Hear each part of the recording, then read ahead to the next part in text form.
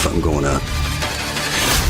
going out saving something. All right, we're here, counting down to countdown. Yes, we are. One of my favorite things about the show is that it does feel like a love letter to action movies, and I'm curious what inspirations you feel are present in the show, and were you channeling anything specifically in your performance? You know, Derek and I talked quite a bit early on, and I flew out here and we had lunch and we spent some time on Zooms together and stuff, and there was definitely a connection over the love of those like old action movies, the love of, you know, characters like John McClane and character like Riggs and Lethal Weapon and characters like Indiana Jones and those things. So I feel like we kind of found a commonality there with those style, with that kind of style.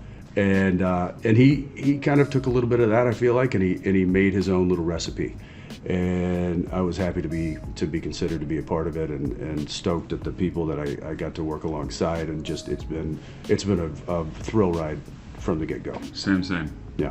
Inspirations, I don't know, are there elements? I mean, like Rush Hour? Like, Yeah, you're not the first one that said that. Right, like Lethal Weapons, like the Die Hards, you know what I mean? Like 24. those Beverly Hills That's Cop. in there a lot. Yeah. This like idea of counting down, that like every minute matters. And Yeah. Bad Boys? Bad Boys, Come yes. on, what you gonna do? Yeah. I really dig that it's a love letter to action movies. I didn't realize how, I mean, obviously when you read it, it reads action-packed, but when we first sat down and we watched the first 3 episodes together, I think at least I was blown away by how much action there was. Yeah. Like, it is Pun so intended. fast. It is so fast-paced. It's crazy. Yeah. Okay, we mentioned the love letter to action movies, and one of my favorite things that's incorporated into this show is there's like little effortlessly cool things that happen in action movies that you guys get to do. And one of my favorite ones, there's like even a Lonely Island song, is cool guys never look at explosions. And you have the shot of you walking away from an explosion. How cool was that? And do you have another favorite like effortlessly cool thing you got to do in the show? I mean, we did a lot of real practical stuff. Like the explosions were real. I do remember the one. In fact, you see it in the trailer.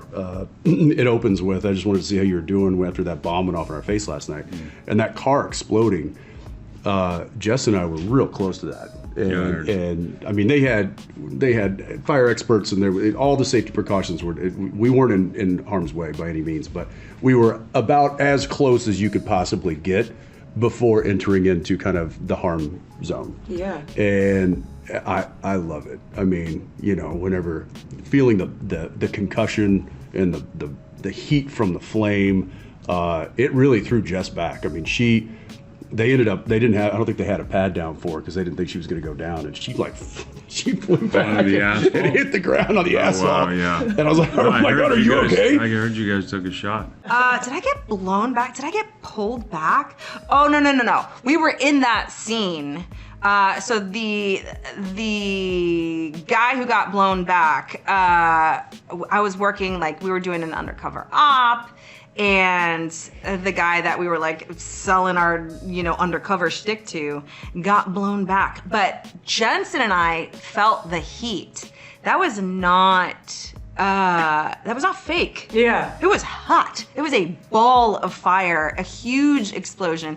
And we were so safe. I knew we were in good hands. Like our, team took every precaution. I knew that. But they were still like, you're gonna wanna like duck and get out of the way. Mm-hmm. You know what I mean? I was like, but can I? And they were like, just get out of the way. You're gonna be fine. I was like, okay. And lo and behold, it was powerful. Like it was real. You really felt, I got myself onto the ground, but you felt the heat, and it felt like it was like right here, like right kissing your face, and that felt very real. Too real, some would say. Yeah. I'm sure it helps. It did. It's the heat of the moment. Hey, you get it? Did you see what? Yes. Thank you, guys. Yeah, thank you. Yeah. I have one where it does this not that epic, but in the pilot, jumping over the car. Oh yeah. I've never done that before because I'm a You normal haven't? human. Well, do you know what I mean? But everyone said that. They were like, "Oh, you can get to do the car slide." I'm like, "How? What? Do you do that?" And by the way, you did it Somehow it worked Where you out. slide over the hood. Well, do you Yeah. know what I did? I was supposed to slide over the hood, no hands, and most of the time in the takes I did do that. But the first time I did it, I just did it my style, and I just 2 hands leap over, and I wasted 8 takes after that sliding across. It was a good time. I felt proud of myself. After that. would. Yeah, it's on the resume for sure. I threw it didn't make the final cut. Oh, well, because there's a kind of part that you get a backstory of who I am. And I threw a guy into a wall and it didn't make it. That was fun. Not for the guy, but for the cat. For me, it was fun. Yeah, it was like we did this so many times. Yeah, the guy it's got awesome. he's like beat up. He's like, I'm not even in. And he's like, Oh no! Oh no! I'm sure it was here somewhere. Yeah. And also because you're on, it's different than a network TV drama, obviously. How do you think that that Countdown separates itself from other crime dramas that we've seen? I think this show does a really great job of allowing these scenes at times to take a breath and a beat so that these characters can develop a little bit, gives the actor the opportunity to explore them a little bit, and then you have moments of discovery, which are the ones that keep us keep digging, right? Yeah. As actors and artists. Yeah, I think he's right. I think the character development in this shows kind of sets it apart from your kind of serial stuff. We really get to explore the chemistry between the characters, and we get to explore the